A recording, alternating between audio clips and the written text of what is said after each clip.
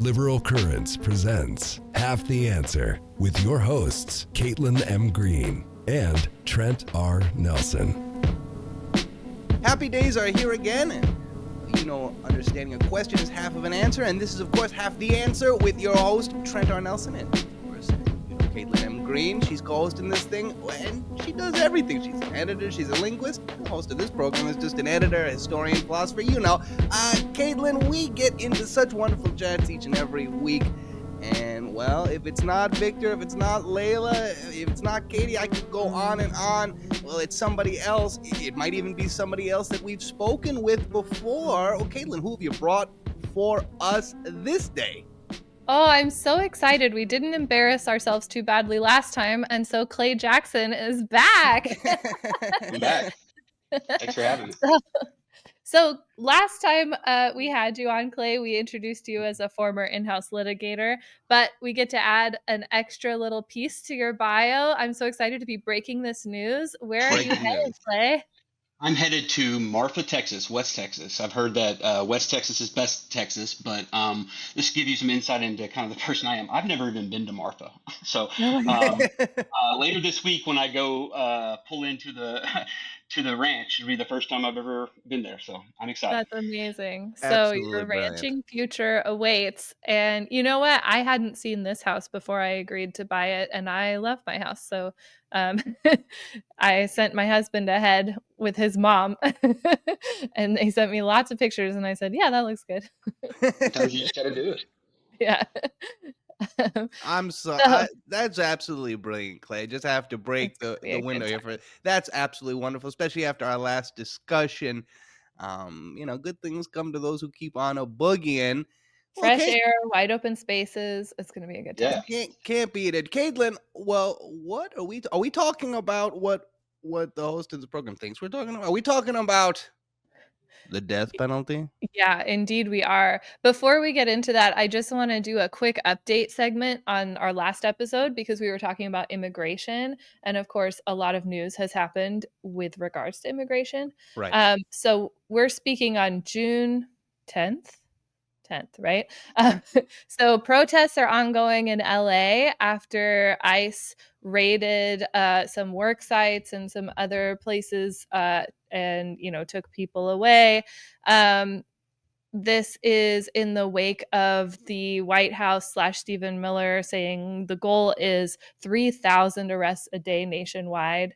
And Kristi Noem claiming they're taking the worst of the worst, of course, but what are they doing? They're taking the low-hanging fruit. They're grabbing people after their cases get dismissed at their appointment that they showed up to like they were supposed to, slapping them in chains and taking them away in vans. Here in Portland, we have 2 Mexican refugees that this happened to in the last week and a half or so. One of them is in Tacoma. They got her away to Tacoma quick enough before the judge could issue a stay. The other one is still in Oregon, but they won't really say where. That is very scary. So protests are happening here in Portland, but of course they are a bit overshadowed in the news by LA. Considering the incredible amount of violence that the police are perpetrating on the protesters. We've seen videos of reporters getting shot in the back for no reason, a man being trampled by horses on purpose, all kinds of ridiculous behavior, as well as the National Guard getting called in, even though there's apparently nowhere to put them. They are sleeping on the floor. They are using the bathroom who knows where because they won't say what the plan is for the bathroom. Things are going great. Meanwhile, representatives are being prevented from entering the ICE facilities in LA and New York City to check on the detainees and the conditions there, including the Roybal Federal Building in LA, where there are reports of moms and kids held after routine check-ins with no beds, food, or water. So I think it's safe to say things have deteriorated, even since we spoke last. I can imagine that there are lawyers experiencing what Clay experienced, which would be, intimidation and unreasonable behavior. And we're still seeing a lot of ICE agents or whoever, who knows, right, covering their IDs, not sharing their names. Right. Including somebody who I think stole a car the other day because they were just like, well, I'm ICE, you have to let me in. You know, it's the kind of thing that's sort of inevitable if you're setting the precedent that like any dude could be ICE. Let's see. Just absolutely the worst. This descent into fascism is just absolutely every day. You're seeing more. It's like you're sinking deeper into the water each and every day. And it's gleeful and it's trollish, right? So like we have the menswear guy. I don't know if you're familiar with the menswear guy, Clay.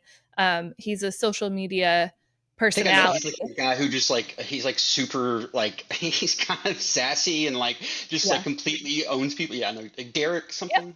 Yeah, Derek, I think it's Derek Guy, right? So he critiques sort of tailoring and styling on men and gives good advice, I think, and also sort of like lifts up other fashion accounts that he thinks are doing a good job. It's really nice. I don't know.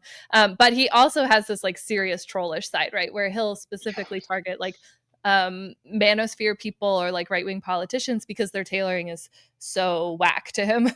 Right. So but basically the other day he wrote a long post explaining how he is actually essentially a dreamer. He came to the country across the Canadian border from Vietnam as a baby.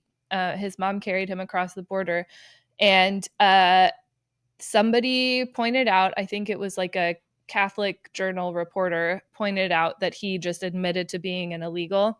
And what did JD Vance do? He replied with a GIF from Spy Kids. I think maybe even Spy Kids 2, like not even the first one. It might be the first one. It's the one where the little redheaded boy has the spy glasses and then like the magnification lenses keep coming in front of it to like make him zoom in further and further. So yeah, it's like horrible, nasty social media trolls are in charge of our country, and that is not my favorite. Honestly. Yeah. Well, at least Pete Hegseth is in charge of the military. Oh, yeah. So that's going to be good, right? Mm-hmm. Yeah. Perfectly organized, very reasonable, doing the really important stuff like taking Harvey Milk's name off of a whatever it was, an aircraft carrier. So. And Jackie Robinson's name off of World War II memorial. Clay, I got a question for you, Clay. Yeah. Connecting all of this update that Caitlin just gave us as it concerns immigration, and of course our topic today, well, it strikes me that we probably should set our definitions right here and now. What is justice, Clay? It is. Wow. That's some we're Trent. getting into the Rawls territory now. Justice for me, I think is, I think a Toni Morrison quote that I saw and, reading about the great reporting that's been done on death penalty in the last half decade. And I'm going to scroll down, and I think it's apropos of exactly, I think it defines justice pretty well. One second. The function of freedom is to free someone else. End quote. That's beautiful. I think that was actually a very exciting question to ask, Trent. Thank you for that. Also, because I've been poking around on the right-wing side of the internet, partly because I was prepping for our previous guest, Maureen, and I saw some discussions over there about what justice is, and there is a significant portion of that cadre that consider that their definition of justice is revenge. Yeah. Justice is revenge. So I have a theory that for most people, justice actually is revenge. Mm-hmm. That the reason why we so, as a society, not as individuals, long in some instances for a criminal to be put to death is because it is sort of this primal urge that we would have maybe gotten to enjoy once upon a time, and now we've said that justice is the state administering whatever has to come from an incident. But in reality, when the state kills somebody, the state is acting as the animal would have acted so many centuries ago. They're Sure. murdering. Yeah, they're murder. Right. So What they're doing is murder. I think there was a Gallup poll recently that asked people, if you support the death penalty, what's the reason? And the top sort of category of answers, this was like a free form answer. You just typed in what you thought, Right. and they categorized it. The most popular category was something like an eye for an eye. Yeah. And there was one below it that was like, they deserve it. So like very similar sentiments, right? So if you Right. are for the death penalty, it is likely a retributive kind of motivation that is guiding you, as opposed to, like Toni Morrison, I also feel that the purpose of justice should be to bring more good into the world. It Right. should be to create a situation that is better for the most Yeah. people after you have done it, right? Killing somebody, to me, that doesn't really do that, right? No. So No. yeah, I'm with you. No. Would we be interested in a history of the death penalty in the United States? Absolutely. Please. Sounds fun, right? Yeah, Yeah. okay. So in America, the death penalty has been taken for granted, at least in some states, for quite a while. But its legality and the level of influence wielded by its opponents has been in flux since the first colonizers set foot here. The first recorded execution in the American colonies took place in 1608. It was a guy called George Kendall. He was a captain, and he was an original council member to Jamestown, Virginia. And that colony was the Virginia Company of London, was running that, which was like a holding of the crown. Right. But it's essentially like a business owned by England, right? Right.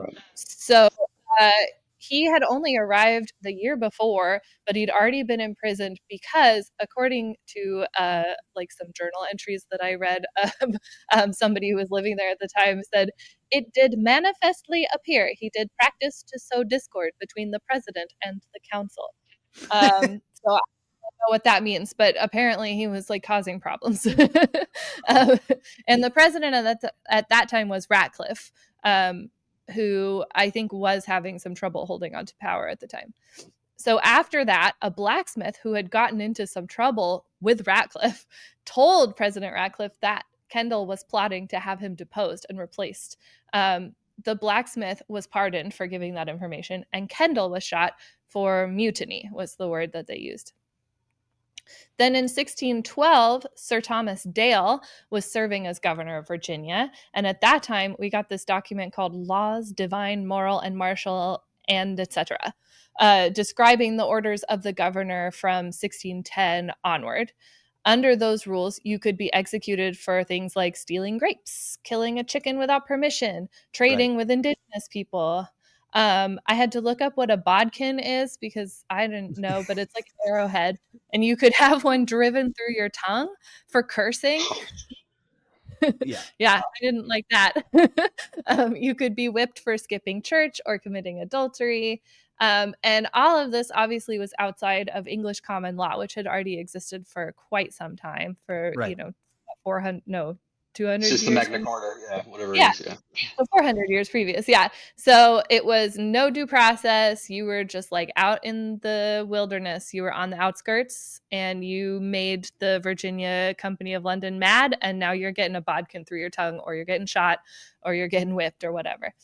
Kind of Tony Soprano-esque. Yeah, really. In 1618, Sir George Yardley took over as governor and executed instructions from the Virginia Company of London that included softening the rules because they were getting really nervous that people didn't want to come move to Virginia because of all the death penalty stuff and the bodkins and the whippings and everything. So they were like, oh no, Virginia was not for the love. laws of moral and martial, that's too harsh. It's hurting tourism. So we need to chill out. So the first legal execution, like truly in a court of law, you got convicted and now you are sentenced by a judge, happened in 1622. This was Daniel Frank, and he was killed in Virginia for the crime of theft.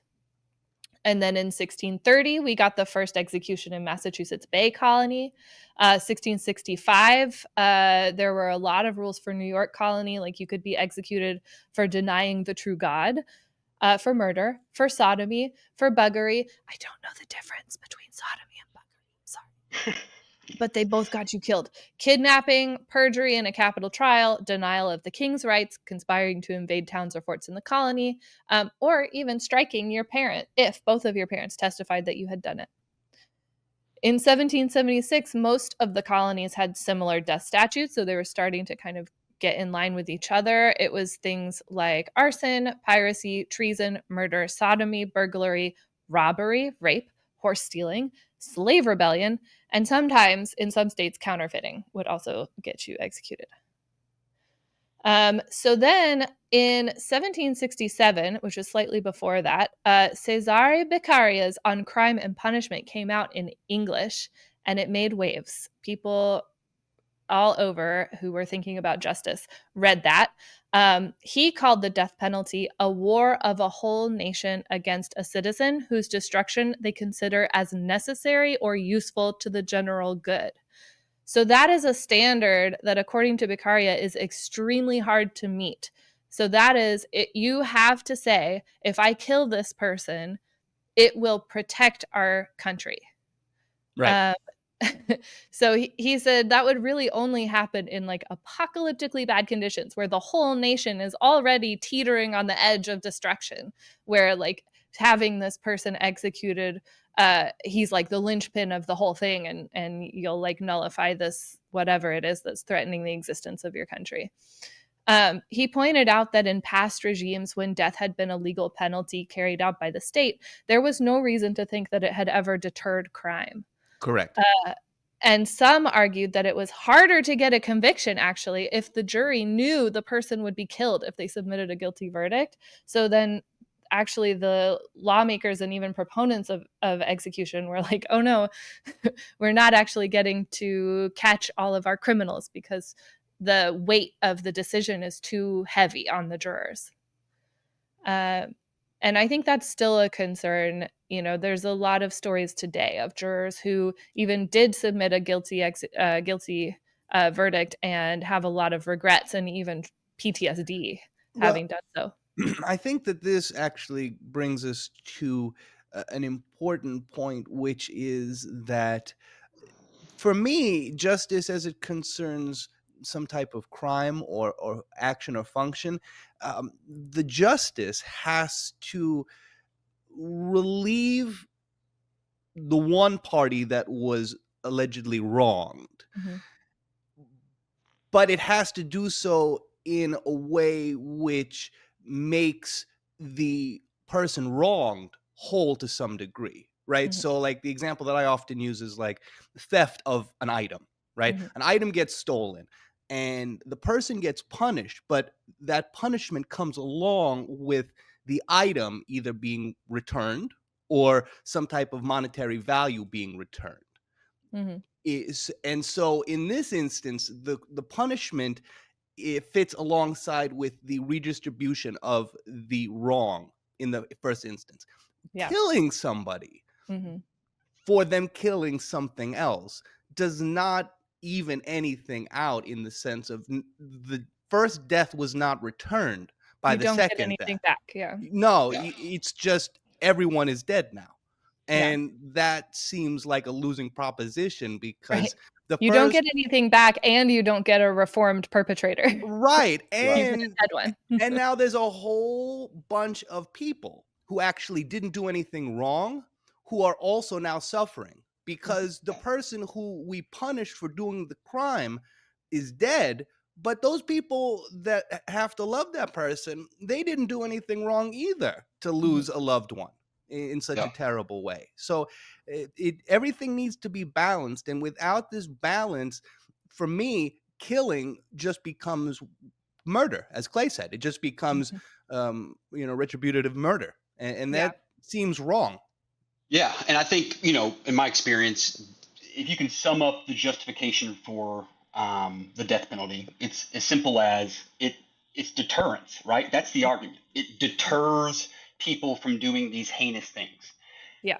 And, taking that argument on its merits, it's like, fair enough. Like there may be some deterrent, it very well may deter certain crimes. If you know that if you do crime X, then you could be sent to, the death chamber. But at the same time, that doesn't alleviate what you just teed up. That's not justice, right? Deterrence is not justice. Yeah. It's relevant, but when we're a society of laws and the most important thing in our jurisprudence is the fact that all Americans are, at least on paper, entitled to free and fair proceedings before an impartial tribunal in a civil and a criminal case. And I don't see how those things can be compatible. Right. And as far back as the mid 1700s, we had prominent thinkers saying this is not a deterrent, this does not help anything. It would be extremely rare a case where you would find a time when execution is reasonable. And he was popular, right? So, like Thomas Jefferson read him, a lot of other kind of Declaration framers read him. And it was also popular among a lot of clergy in America. For biblical reasons. So then after that, in the late 1700s and early 1800s, we saw a wave of states whittling down the number of offenses that could get you the death penalty. So most states ended up having just 1 or 2, some 4, and they were usually like murder. Sometimes people had the first degree idea, so like murder in the first degree even, or treason.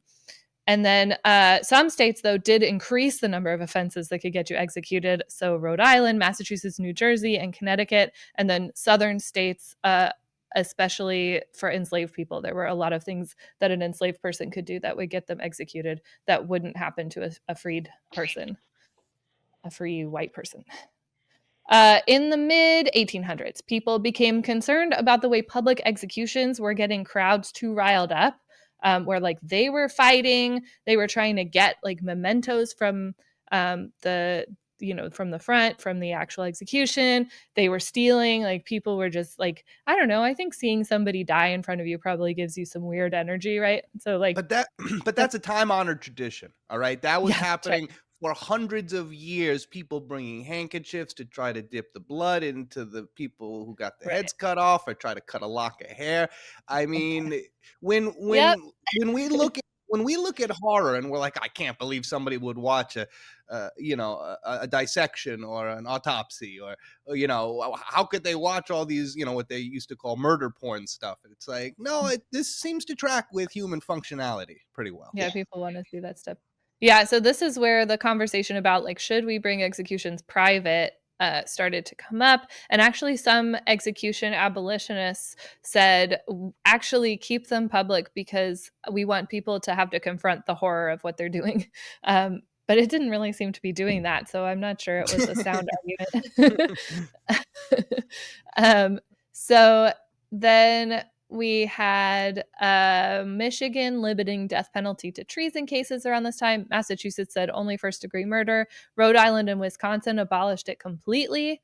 Then we had the abolition of mandatory death sentences, because up until now, it was like, if found guilty of first-degree murder, immediately death. There's no other option. And that is what people were really concerned about, keeping people from issuing those convictions, because they were like being held back by the idea that the person was definitely going to die.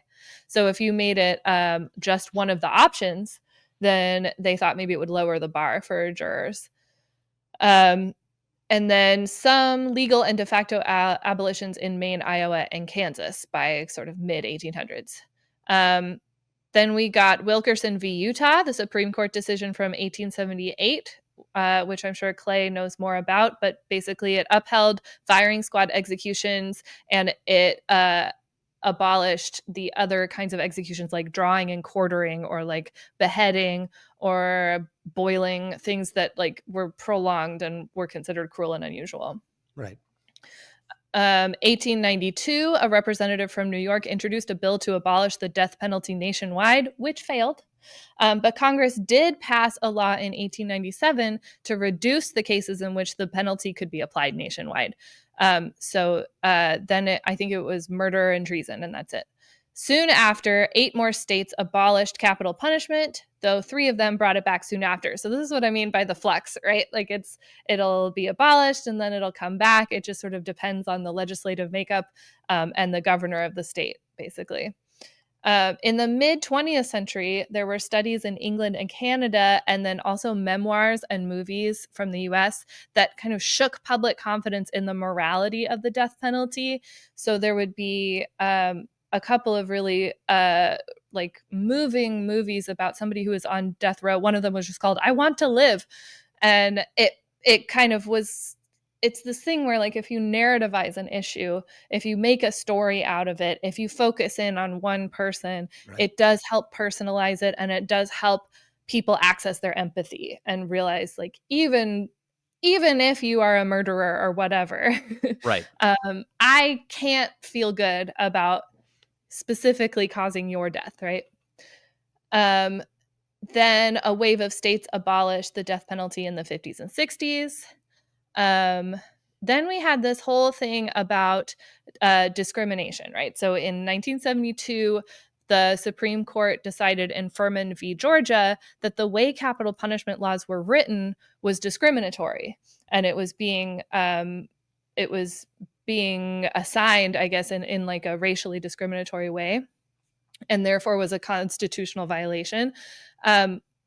But people who still wanted to do the death penalty thought that if they could just fix the discriminatory aspect of the laws, then they could continue to maybe do the death penalty. And so then they brought Gregg v. Georgia in 1976, and they won. So they said, look, as long as the death penalty is not discriminatory, I should be allowed to have it in my state. Today, the offenses considered capital are murder, treason, genocide, kidnapping the president, a member of Congress, or a Supreme Court justice. 23 states and Washington, D.C. have abolished the death penalty. 6 states have a temporary stay imposed by the governor, and the rest still have the death penalty. Public approval of the death penalty has fallen to historic lows after a peak in the 2000s, but Tennessee and Florida recently did expand the list of offenses that could qualify you. A peak in the 2000s. Now, what happened in the 2000s that might have caused a peak? Well, it's interesting because there's a theory that religions tend to become less brutal as the societies that they function within become more secure with themselves and their own functionality. And we might be able to see something similar within the development and the innovation of the death penalty in America, or in any country, to be fair, right? As we are less secure in how we feel about the functioning of our society, all of a sudden it's like more acceptable to like murder people. And then as we like come back and we're like, actually everything's fine. Like, why? We murdering people? Who thought of that?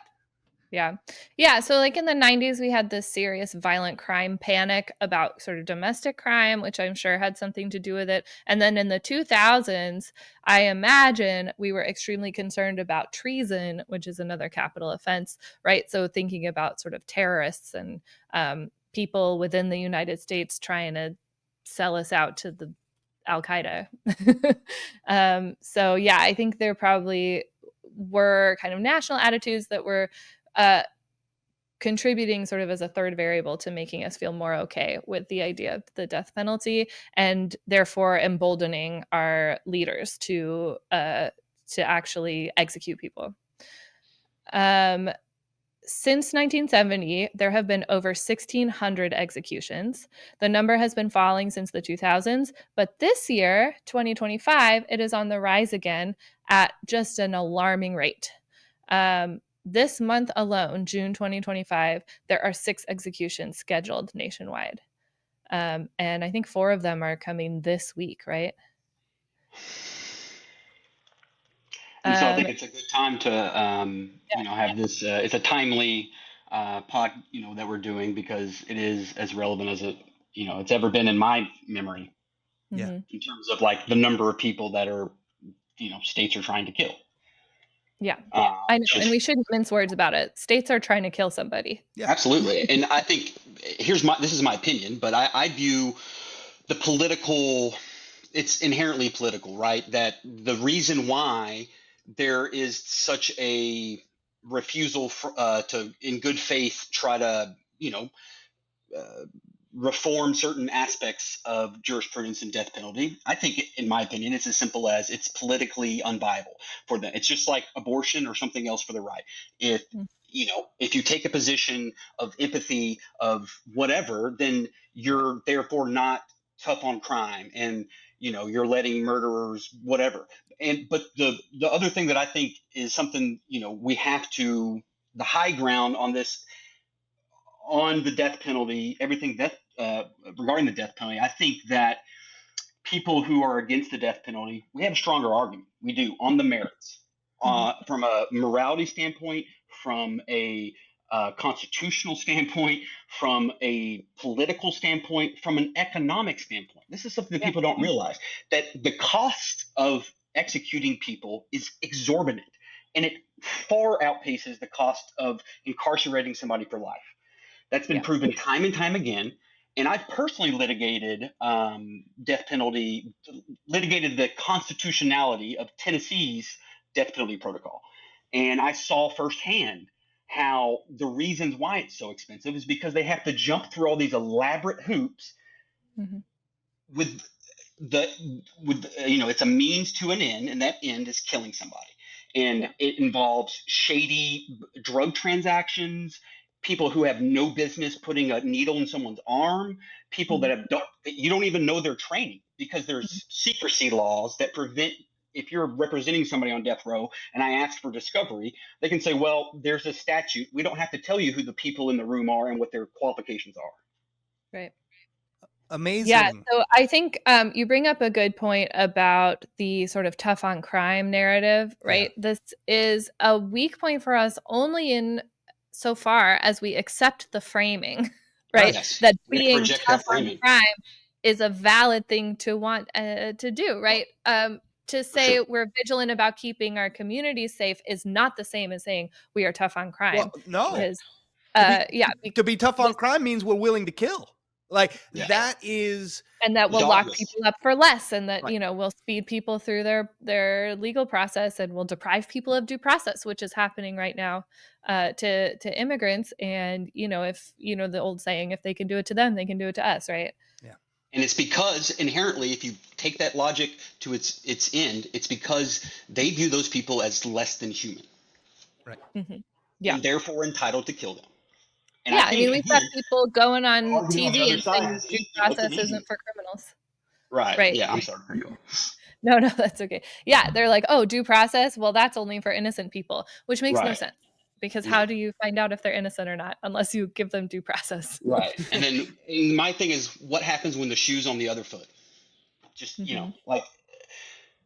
maybe your camp will win and we'll have Emperor Trump forever. But I'm hopeful that we won't.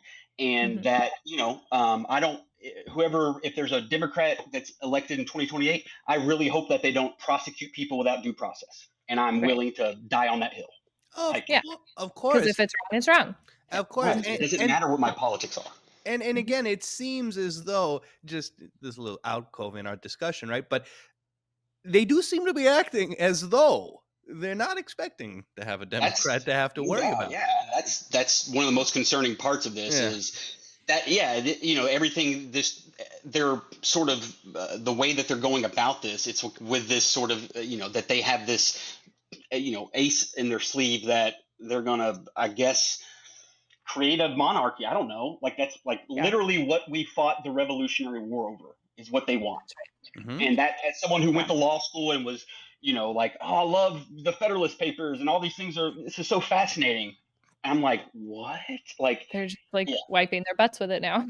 And it's bad faith. It's bad faith. People just they aren't engaging. I've seen scores of people who, again, I may have political disagreements with, but I assumed that when it came time to, right or wrong, and we've been at that moment for a very long time. Right. Yeah. Their silence is deafening. Our silence is deafening. Yeah. So I definitely feel that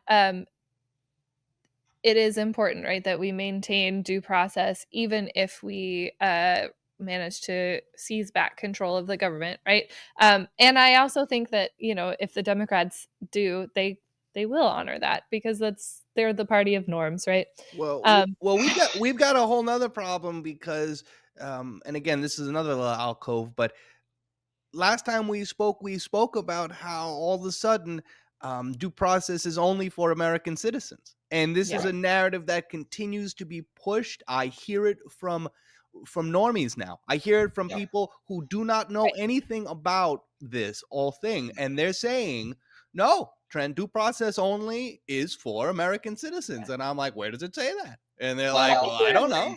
Yeah, it's bad faith, and here's what they do, and this is the Federalist Society, the Heritage Foundation, all those people. They get together, they have a dark money war chest of $1 billion, and they can pump out as much scholarship as they want, and then they can take a thing like birthright citizenship, get a bunch of kooky law professors that no one respects, and that only have tenured professorships because people like Leonard Leo give law schools a ton of money to pay those professors. I'm not Spider biologists. One in South Texas College of Law. I'll leave it there. Or unfortunately, Yale, right?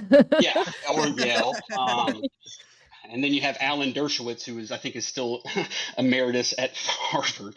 But that's part of that, the virtue of tenure, right? Once you get tenure, that's the idea, right? It's supposed to be academic freedom, which is a whole nother can of worms. But again, I think they frame just like abortion, just like so many things that are in our in the zeitgeist right now in terms of hot button political issues. They've basically tried to chip away at the jurisprudence on the death penalty gradually, just like they did with Roe, just like they did with Chevron, just like they did with the EPA case, just like they did with the Trump versus United States. And it's I think it's important for people that oppose it to see that, to realize that we're going to have to do the same thing. Well, and it's going to take decades. Water hollows out stone not through force but through persistence. And our beautiful. No, I didn't come up with it, but thank you. Our problem is that when liberal folks, when Democrats, when even leftists on occasion, when they think that something has been accomplished, they act as though it's been won in some permanent sense, right? And the right understands that democracy is always becoming, never have become. It's always a process, and there's always a chance to chip away. And they've weaponized the good faith and the fatalism that so many people on the left, again, it's a good thing to participate in civic life and in politics and in my legal career in good faith. That's, I feel like, my obligation. But at a certain point, we got to they're not entitled to the presumption of good faith when it's just, thing after thing after thing of just transparently bad faith. Right. Well, this goes all the way back to our episode with Brad Vivian, right? Where we have to maintain the right to categorize somebody as officially not worth listening to, right? Yeah. That's not cancel culture, and that's not censorship or anything. No. That's just saying, I've repeatedly seen bad faith arguments. This is a dishonest actor. We don't need to even put you in the mix, right? We can just wall you off. Right. And it also kind of works with our discussion of the Creating Scientific Controversies book, right? Because this is the same kind of practice we had with COVID, with trans rights, with the cigarette lobby, of, like you said, lifting up sort of cranks, lifting up fringe scholars and saying, you see, there is not a consensus. Actually, there is a reasonable argument for this line of thinking. And then if you really kind of look at the landscape, it is 99.9999% of legal scholars saying, no, that's batshit, get out of here. And then a handful, right, of people who all seem to magically belong to the same clubs, right? And be on group chats together who happen to be putting forward the same argument that makes no sense. And then that just happened to show up in a Clarence Thomas or Samuel Alito dissent. And then it's how could that have happened? They must have just thought of it independently because they're so smart. And then the other thing is that something like, no due process for criminals or no due process for immigrants, it is short It is spicy. It is fun to say. It gives you a mean little thrill of excitement when you say it. Right. And that is really intoxicating. And I think that we kind of ignore that power at our peril, right? Yeah. It is something you can really sell to people. And it's why it has filtered out to, as you say, Trent, the normies. If my life, if the things that are going on in my life, if the things that are going on in my society, if they can be somebody else's fault, then Yeah. I will just about make any excuse that I can to make it somebody else's fault. Mhm. Due process shouldn't be for anyone other than what I look like. Protesting shouldn't be for anyone other than folks that hold my views, right? Mhm. And what a dangerous world we might come to live in should folks like that succeed in meaningful ways, no? No doubt. Yeah, well said. Annoyingly true. Well, I want to talk about a few specific cases that are near and dear to my heart. Please. Yes. In Texas and in Tennessee, two states that I'm barred to practice. I have a license to practice law in both states, and I've been involved in numerous death penalty cases in Tennessee. I'm not involved in anything in Texas, but two in Texas, I think are worth. They're in the news, and they're. I think it's important to give some time to discuss the cases of Mr. Robertson and Mr. Flores. So Mr. Robert Robertson, he's probably got the most media attention in the last 6 months. He was originally the latest execution date, I think, was October 2024. So whatever that is, several months ago, and the upshot is he was charged and convicted of murdering his infant daughter based on testimony from an expert that said the cause of death was shaken baby syndrome. Right. Mhm. And fast forward, that's in 2003. Fast forward, a few decades, and it's become the science becomes pretty clear that that's not really a thing, and that there are a ton of other ways to explain the sort of symptoms that they look for with shaken baby syndrome, and those tend to be like brain swelling and sort of bleeding around the eyes, things like that. They see these certain symptoms, and it became this practice of like, well, if it doesn't fit any other box, this is the only way to explain it. And it has sent a lot of people to death row in a bunch of states. But Mr. Robertson's case is I think the reason it's receiving so much attention. And to be fair, it's also receiving bipartisan attention. And that's something that I think is, it gives me some hope. In a place like Texas, it couldn't be, more like conservative in terms of who controls the power in every level of government in the state of Texas. And the fact that there was a bipartisan effort to halt his execution gave me a lot of hope. And it's people like Gretchen Sween, who's his lawyer, that make that possible. And I want to give a shout out to Gretchen. I don't know Gretchen, but I know of her work, and she's someone. She doesn't have a large law practice. She's a sole attorney working for herself. But she not only represents Mr. Robertson, she also represents the other person I'm going to talk about, Mr. Flores. Oh, wow. And so she's just been incredible in getting attention to the junk science aspect of the death penalty, the just disgusting injustice that we face, day to day with people that are on death row that have an execution date. And, there's mounds of evidence that suggest that they're not only actually, sometimes it's actual innocence, but sometimes it's just, there was clearly, obvious conflicts of interest. There's Right. numerous buckets of just, for me, abhorrent situations where I'm like, this is the opposite of justice. And so fast forward to today, the evidence suggests that Mr. Robertson's daughter died from a combination of underlying health conditions. She had undiagnosed pneumonia. She was given drugs that are considered toxic to children, but at the time weren't. And, they didn't have the research on that, and had numerous caregivers. So people, there were numerous people involved. giving her care, and that she had made numerous trips to the doctor in the emergency room, and all those things for, are relevant for a jury to consider, and they weren't considered. All And those previous doctor visits didn't factor in at all. no, That's yeah. wild. And so the only avenue, he's exhausted all of his legal remedies, his appeals, and his only avenue is through the Board of Pardons and Paroles. And that is until, again, something happened that gives me a lot of hope. And my hope is that other states, regardless of the politics, because if it can happen in Texas, it can happen in Tennessee, and it can happen in Louisiana. I really do believe that. And it's what the legislature did. And they subpoenaed Mr. Robertson for testimony about the junk science law, which in effect stayed his execution. Mm-hmm.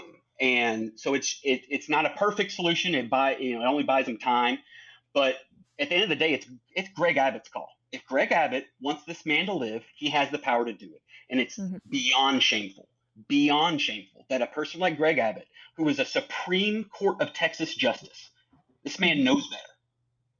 Yeah, but he seems to want people to die, sir. And the reason he wants people to die is because it's politically useful, and it helps him run for president one day. And that's shameful. And we ought to beat that drum until we can't, because it's that transparently evil. Yeah. Even if you bought that being tough on crime was cool and awesome, it is not tough on crime to kill somebody like Mr. Robertson, right? Yeah. No. Yeah. And so Texas has a junk science law, but it only allows, like a very narrow, area of cases to even be brought. And the thing that's bothered, when the latest petition to, basically reconsider the merits of his case was brought before the appellate court, they refused to even consider the merits, to even deal with these new facts, right? And that's another thing that just bothers. It's like, if you're going to make a decision one way or the other, fine, but make it on the merits. Don't punt. Mm-hmm. Don't punt and leave somebody in this, nebulous, like, okay, well, he was set to die in October 2024, so now we're going to make it February 26th. And then we're going to start this whole thing again where people like Gretchen Sween have to work 24 hours a day to file motions before the Supreme Court and do everything she can to make sure this person doesn't die. Right.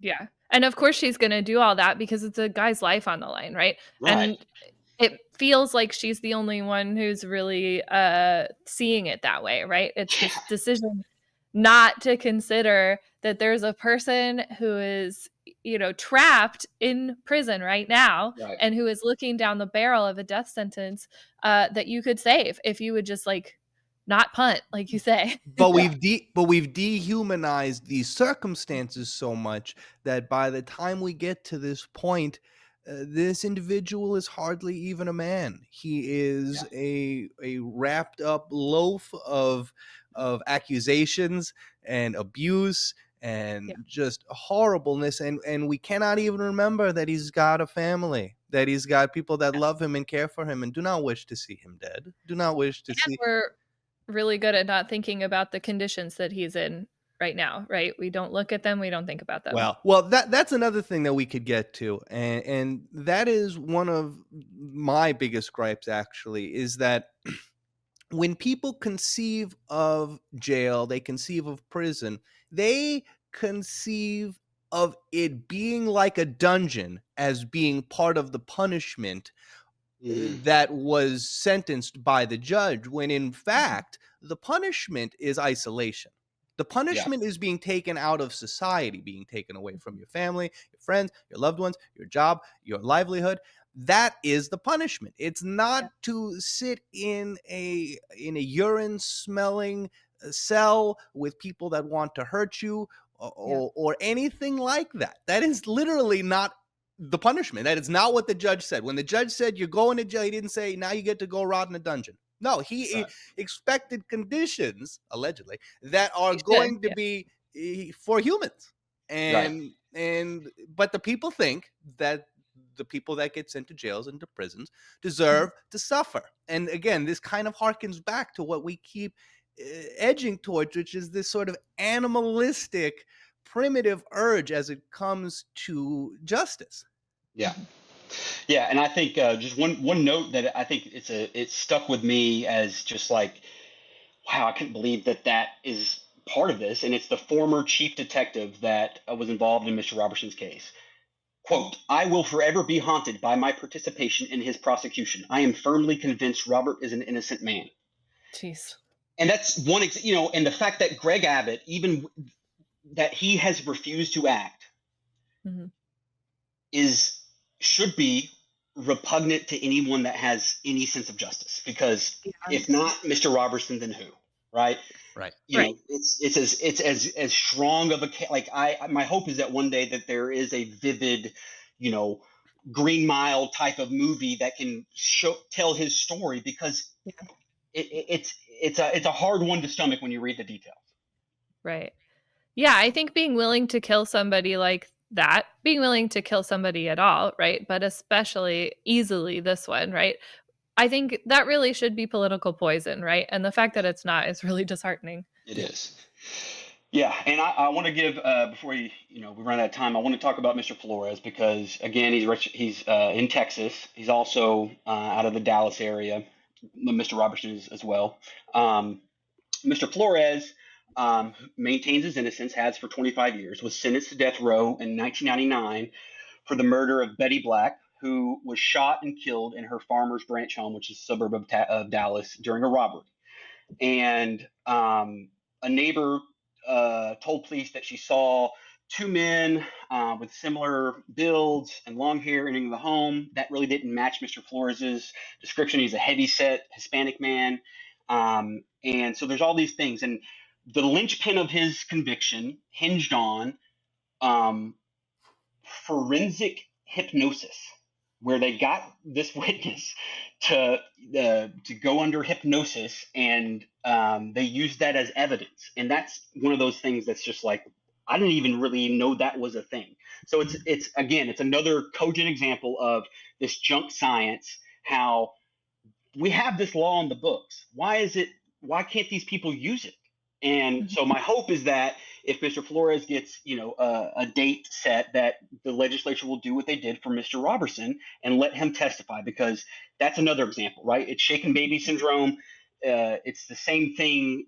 There's a bunch of examples across, bite mark, there's just a ton of these things that can lend themselves to this. And an over technical reading of this statute is just like, if there's a law on the books that should be read in a liberal way to effectuate its broad purpose, it's this one. The one that can save lives, right? Yeah. Like it just I think it's so interesting the way that, like, I remember consuming podcasts and like Scientific American articles and things all about forensic science and how fallible it is, and how many different ways it has been overhyped in terms of its accuracy, right? And used to convict people that it turned out were actually innocent. And I feel like that information really just sort of falls out of people's brains, because it conflicts with the sort of overriding ideology that but it's science. So the science said that he did it, right? Well, and I think people just need to ask themselves why would an expert consistently testify for these specific causes? And it's as simple as it's a job for them. Yeah, they get paid. Yeah. Right. So it's worth doing, even if they get it wrong. Even if it's evil. Even if it's evil. But while we have these articles, right, Caitlin, we have these articles, we have these podcasts, what we also have is a very prominent media circumstance and environment in which the forensic scientists, they're the main characters, right? Like, we go back to their lab and like they cook up something that they found, and they're like, gonna model it, they're gonna do it, right? They put it in the beaker, run those numbers, right? And like they're gonna find a person and that's the miracle of law enforcement, is that we have this infallible science that Caruso just walks up to, and they got it, and he goes and he finds it, and boom, and it's like perfect each time, 30 minutes, right? Even like Dexter, right? Part of why he's such a genius is because he's a blood spatter analyst, right? He can totally stage all his murders to direct attention away from him. Absolutely. one thing I was going to tell people to check out about if they wanted to maybe find out more about Mr. Flores' case. There's a recent episode on a podcast called Pablo Torre Finds Out, Yeah. which I'm a huge fan of Pablo Torre and Meadowlark Media and Levitard Show, Yeah. their whole thing. Anyway, and he does a good job. It's an hour long, and it talks about the topic is Mr. Flores' love for the Dallas Cowboys. And how many people, because the way that Texas is, most people are from the big metro areas. You're either from Houston, most people are from the Houston area or the Dallas area. And so there's, he talks about how the Texans, when the Texans play the Cowboys, that's like the biggest day. Like what he describes is they're planning what they're eating for a month out.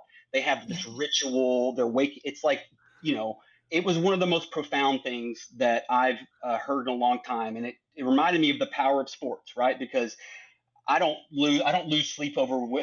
First of all, I'm a Cowboys fan. I'm not a proud one because it's hard to be a Cowboys fan lately. But I don't lose sleep when the Cowboys inevitably, make me sad.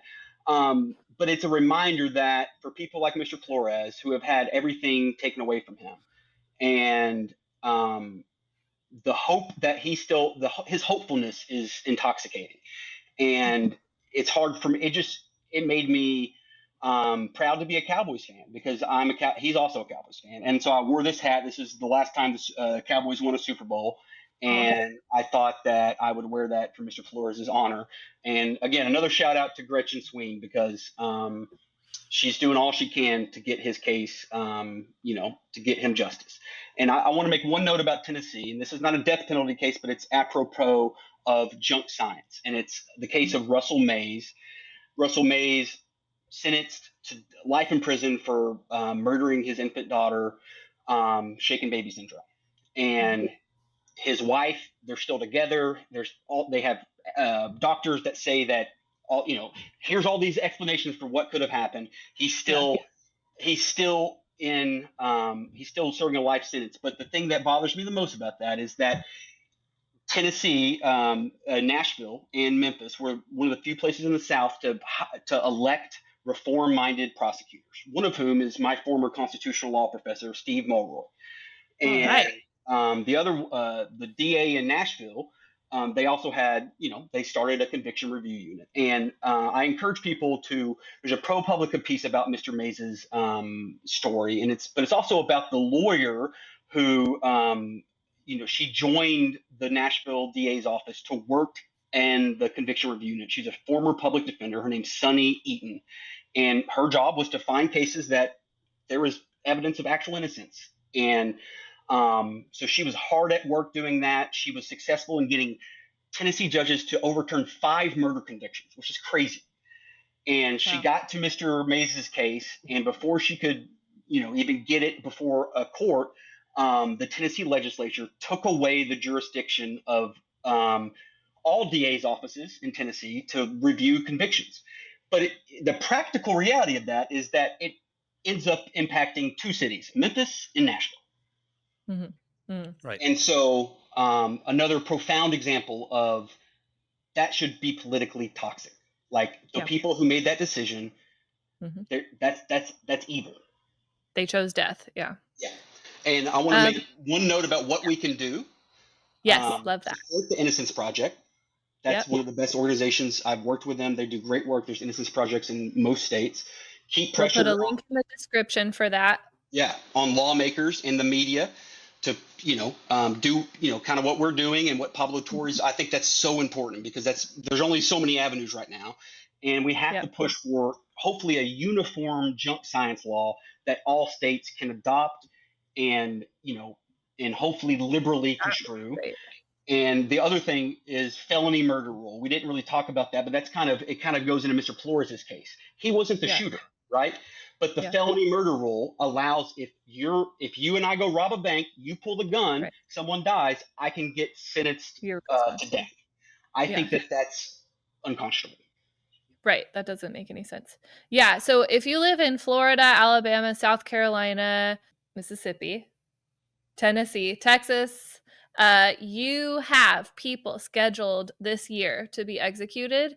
You can put pressure on your legislators to try to do something about that, on your governor especially, to stay those orders. I want to say the names of the people who are scheduled for June: Anthony Wainwright, Gregory Hunt, Stephen Stanko, Thomas Lee Gudinas, and Richard Gerald Jordan. They are scheduled for between June 10th and June 25th to be murdered by our country. So that is, I don't know, keep those guys in your thoughts, really.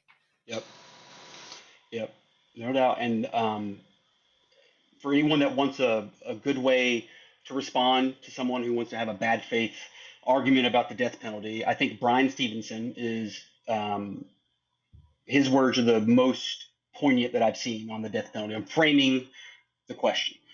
And it's not, do they deserve to die? It's, do we deserve to kill? And the answer to that question is no. That's right. Thank you, Clay, so much for coming and for talking about the death penalty. It's always a pleasure whenever you're here, even though we're talking about really heavy stuff. Thank you. Well, we'll have to do another round soon and maybe talk some ranching. Yeah, tell us all about it. I love that. Thank you so much. All right. This has been Half the Answer, where understanding a question is half the answer. Thank you so much. Thanks for listening to Half the Answer, presented by Liberal Currents. You can find Half the Answer anywhere you get your podcasts. Liberal Currents is an entirely listener and subscriber-funded publication, which includes programs like Half the Answer and Neon Liberalism. So, if you like what you've heard and wish to contribute, you may do so at liberalcurrents.com and through Patreon. And remember, understanding a question is half the answer.